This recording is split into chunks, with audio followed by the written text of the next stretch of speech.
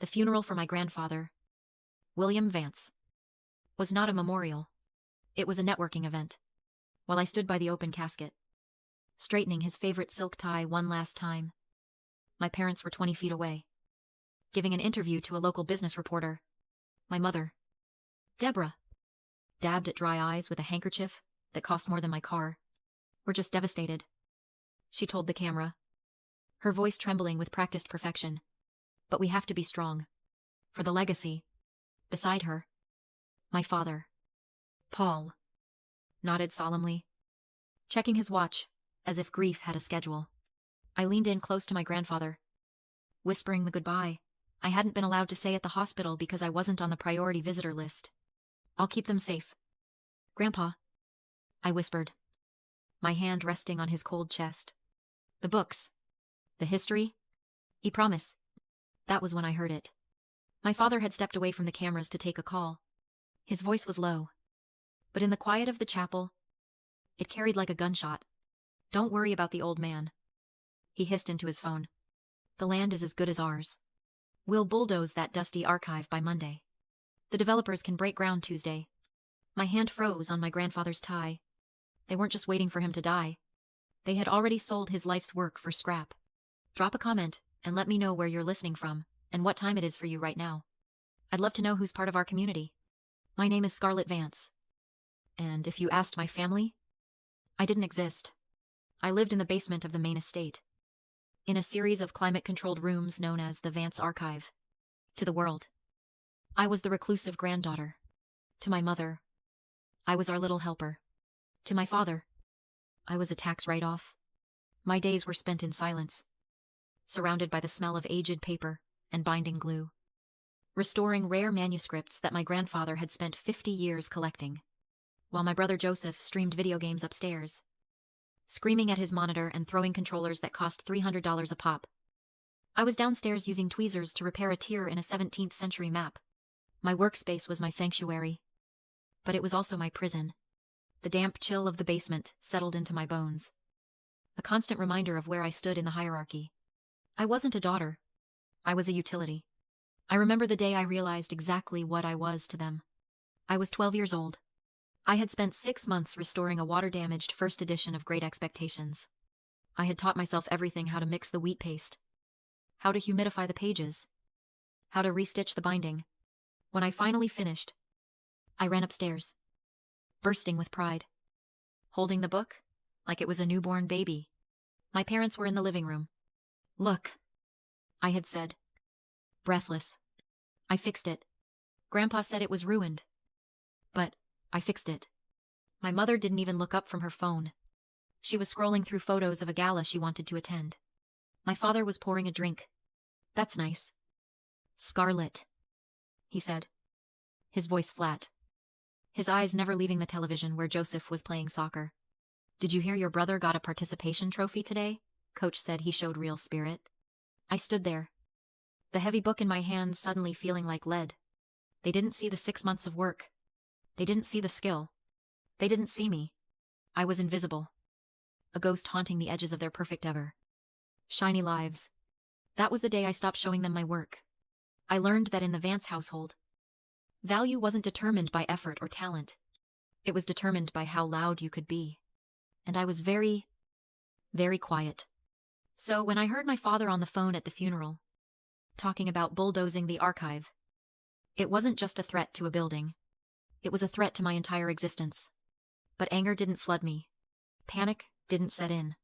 Instead, a cold, clinical clarity washed over me. It was the same focus I used when I was holding a scalpel over a priceless page.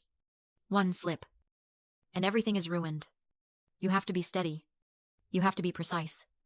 I walked out of that funeral without shedding another tear. I went straight back to the archive. But not to work. I started backing up files.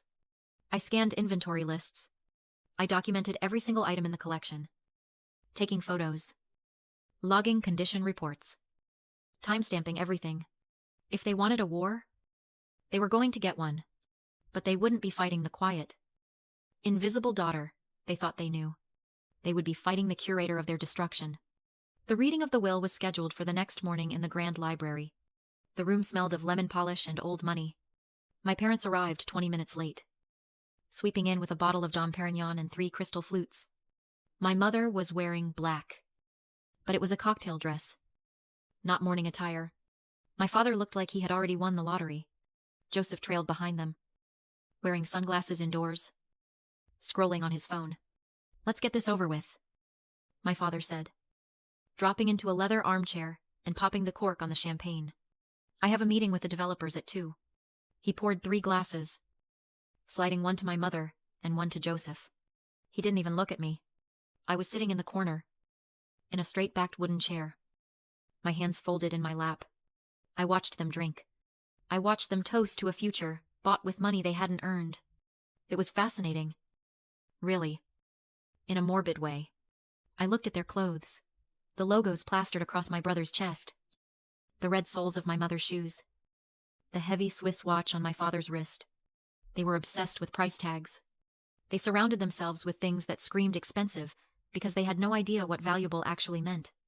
Economists call them Veblen goods items, where the demand increases as the price increases, simply because the high price is a signal of status. My family was a walking, talking case study in Veblen consumption. They didn't care about the craftsmanship of the watch, only that people knew it cost $50,000. They didn't care about the history of the land, only that it could be sold for millions. They were hollow, filled only with the desire to be seen. While I had spent my life learning to see the intrinsic worth in things that were broken, faded, and forgotten, I looked at the champagne bubbling in their glasses and felt a strange sense of pity. They were so loud, so confident, and so completely unaware that they were drinking to their own demise. George Sterling, my grandfather's lawyer, sat at the head of the table. He was a man made of sharp angles and silence. The kind of lawyer who didn't need to raise his voice to terrify you. He watched my parents celebrate with eyes like flint. He didn't touch the glass of water in front of him. He just waited. When the champagne was poured and the laughter had died down, he opened a thin leather folder. "If we are quite finished," George said, his voice dry as parchment, "I will proceed with the reading of the last will and testament of William Vance." My father waved a dismissive hand. "Go on, George. Read the fine print. We know the gist." George didn't blink. He looked down at the document. "I, William Vance, being of sound mind and body, hereby declare this to be my final will." He paused, letting the silence stretch just long enough to be uncomfortable. "To my son Paul, his wife Deborah, and my grandson Joseph, I leave the sum of $1 each. This amount is provided solely to prevent any claims that you were forgotten or overlooked. You were remembered, and you were found wanting." The room went so quiet I could hear the bubbles popping in the champagne glasses. My father froze, the glass halfway to his mouth. My mother's smile faltered, then vanished. Joseph looked up from his phone for the first time, confused. "What?" my father whispered. "That's a joke, George. That's a sick joke." George ignored him. He turned the page. "To my granddaughter, Scarlett Vance. I leave the entirety of the Vance estate, including the coastal fortress, the Vance Shipping Corporation, and all liquid assets and investment holdings, totaling approximately $15 billion. The explosion wasn't immediate. It took a second for the number to sink in. 15 billion. Then, the air in the room shattered. My father launched himself out of his chair, the champagne glass smashing against the fireplace. "You lie!" he screamed, his face turning a violent shade of purple. "He was senile. You manipulated him. That money is mine. It's my birthright." My mother was on her feet too, shrieking like a banshee. "She's a librarian. She lives in the basement. She can't run an empire. She doesn't even know how to dress for dinner." Joseph just sat there, mouth open, looking between his parents and me, like he was trying to calculate how this affected his allowance. My father rounded the table, marching toward me. He looked huge. A wall of rage and entitlement. He slammed his hand down on the table in front of me, leaning in so close I could smell the expensive alcohol on his breath. "You listen to me?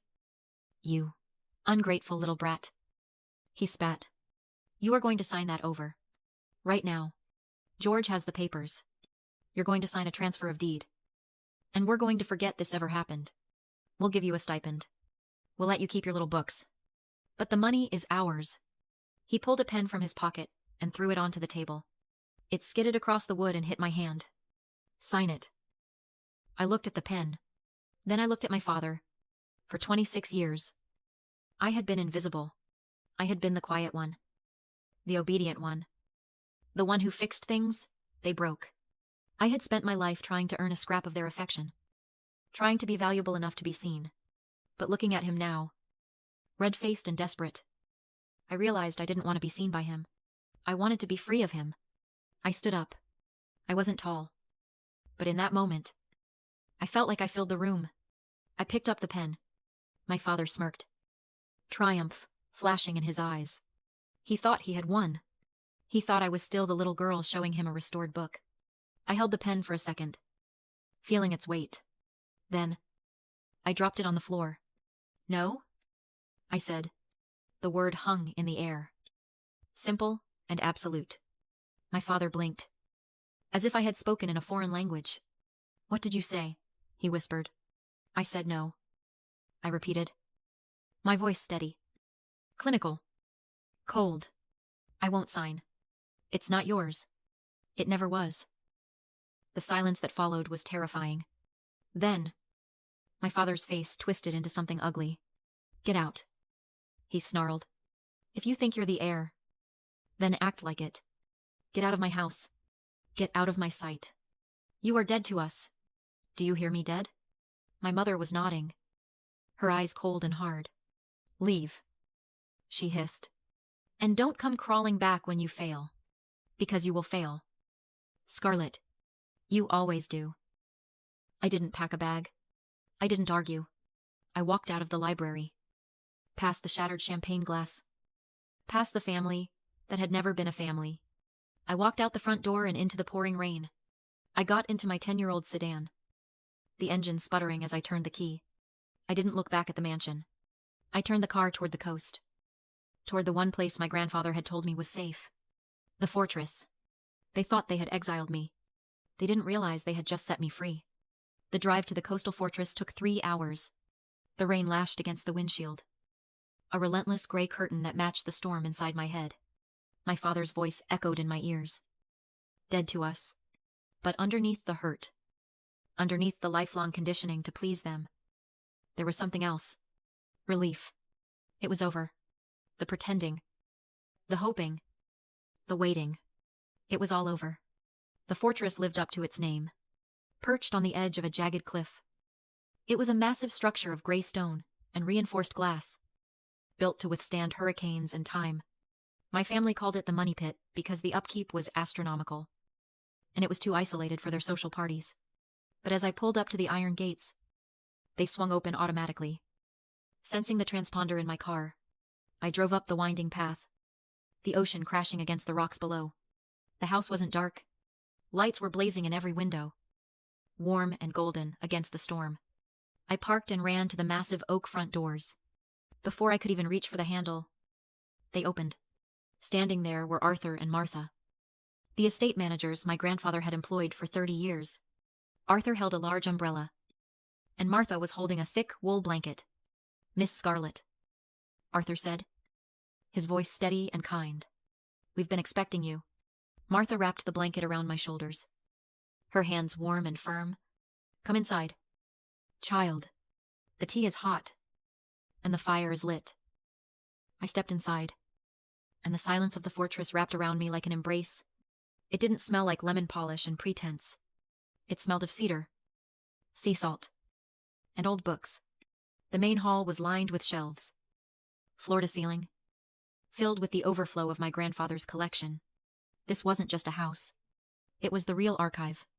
My grandfather had been moving the most valuable pieces here for years, right under my parents' noses. He knew, I whispered, looking around. He knew this would happen. Arthur nodded. He knew they would try to sell it all. Miss, he wanted to make sure the history survived, and he wanted to make sure you survived. That night, I sat in the master study, staring at the fire. On the desk was a framed photo of my family, taken 10 years ago. We were all smiling. Or at least pretending to. I looked at my parents' faces. At Joseph's smirk. I felt a pang of guilt. Sharp and familiar. Was I wrong? Was I stealing their birthright? They were my blood. You don't turn your back on family. That's what society tells you. That's what every movie and book says. But then I looked at the photo closer. I saw the way my mother was angling her body away from me. I saw the way my father's hand was on Joseph's shoulder, while I stood a foot apart from everyone else. I thought about the concept of sunk costs. In economics, a sunk cost is a cost that has already been incurred and cannot be recovered. The fallacy is thinking that you should continue investing in something just because you've already put so much into it. You hold on to a failing stock because you bought it high. You stay in a bad marriage because you've already been together 10 years. You try to love a family that abuses you because you've spent 26 years trying to make them love you back. I looked at that photo, and I realized that my love for them was a bad investment. It was a black hole. No matter how much I poured in my time, my talent, my dignity, I would never get a return. They were incapable of loving me the way I needed. Continuing to try wasn't loyalty. It was stupidity. It was bad business. I picked up the photo frame and placed it face down on the desk. Stop the bleeding, I whispered to the empty room. Cut your losses. I wasn't abandoning them. I was liquidating a toxic asset. The next morning, the storm had passed, leaving the sky a bruised purple. I was drinking coffee in the kitchen when the intercom buzzed. Miss Scarlett. Arthur's voice was tight. They're here. I walked to the security monitors. A convoy of black SUVs was idling at the gate. My father was standing outside his car, screaming at the intercom box. Beside him were 4 men in dark suits, private security, and behind them was a man I recognized. Dr. Eris. A psychiatrist known for signing whatever wealthy families paid him to sign. They weren't here to talk. They were here to take me. My father was pointing at the gate. His face twisted. Open this gate, he roared. We have a medical emergency. My daughter is unstable. She's a danger to herself. They were going to commit me. They were going to declare me incompetent. Lock me away in some high-end facility. And take control of the estate as my conservators. It was brutal. It was efficient. It was exactly what I would have expected. My hands shook. Just a little. But then I remembered the pen dropping on the table. I remembered the sunk costs. I wasn't their invisible daughter anymore. I was the CEO of my own life. Let them in. Arthur, I said into the intercom. Open the gates. I stood in the driveway as the SUVs roared up the gravel path. My father jumped out before his car had even fully stopped. Grab her, he shouted to the security guards. Don't let her run. She's having a psychotic break. My mother was right behind him, looking tragically concerned. Oh? Scarlett. Honey. Please don't fight us. It's for your own good. Doctor. Eris is here to help. The guards moved toward me, heavy and menacing. I didn't move. I didn't run. I just waited until they were 10 feet away. Then, the front door behind me opened. That's close enough. A voice boomed. My father skidded to a halt. The guards froze. Stepping out of the fortress was George Sterling. And beside him stood a tall man with graying hair and a badge on his belt that caught the morning sun. It was Thomas Wright, the state attorney general, and my grandfather's oldest friend. Thomas, my father stammered, the color draining from his face. What? What are you doing here? This is a private family matter. My daughter is unwell. The attorney general walked down the steps, his eyes cold and hard.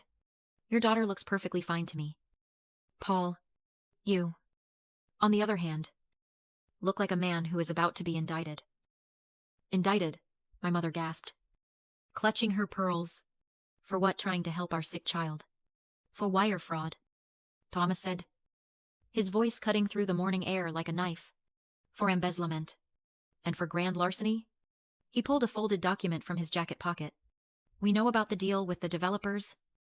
Paul, we know you took a $50 million deposit on the fortress land 3 days ago. You sold property you didn't own. You forged a deed transfer. The wire transfer hit your offshore account yesterday. That is a federal crime. My father made a noise like a strangled cat. That was a misunderstanding. I was acting as the executor. You aren't the executor, George Sterling interrupted, stepping forward with his tablet. And because you have attempted to contest the will, and because you have attempted to harass the heir, I am invoking the poison pill clause, William added to the trust. He tapped the screen of his tablet. Your personal trust funds the ones you use to pay for the cars, the clothes. The champagne were conditional on your good behavior. By attacking Scarlett, you have violated those conditions. He turned the screen around so they could see. A progress bar was filling up. Transferring assets to the Vance Historical Preservation Society. Transfer complete. No, my mother screamed, lunging for the tablet. You can't. That's our money. How are we supposed to live? I suggest you get jobs, I said. My voice was quiet, but it carried. I hear the library is hiring. They need someone to clean the bathrooms. The police cars arrived a minute later. Sirens wailing. I watched as my father was handcuffed. His expensive suit rumpled. His face, a mask of shock. My mother was sobbing. Not for me, but for her bank account. Joseph was trying to hide behind a car. But the officers found him too. Turns out gambling online with stolen funds is also a crime.